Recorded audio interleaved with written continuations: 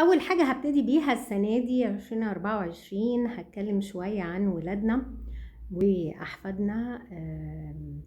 عادةً إحنا كده كأبهات وأمهات بنحب ولادنا يبقوا أحسن حاجة في الدنيا، حتى أحسن مننا شخصيًا، بس ده ممكن يبقى انعكاسه وحش على الولاد.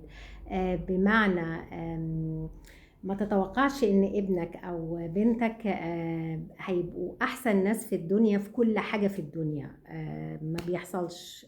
كل واحد من ولادنا ليه مميزات وليه عيوب، ليه حاجات هو متفوق فيها وحاجات هو ضعيف فيها. من اهم الحاجات ان انتوا ما تقارنوش ولادكم بإخواتهم، بأصحابهم، بقرايبهم. كل واحد بيبقى عنده حتة شاطر فيها وحتة ضعيف فيها.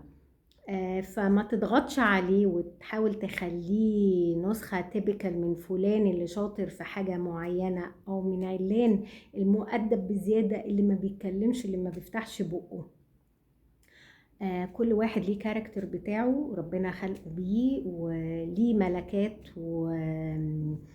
ومناطق هو شاطر فيها وبيبقى متفوق فيها ممكن ما تعجبكش، ومناطق تانية هو ضعيف فيها. فما تضغطوش على ولادكم وقبلوهم زي ما هم كده، بالحلاوة بتاعتهم وبالوحشة بتاعتهم، لأن في الآخر انت بتكون شخصية.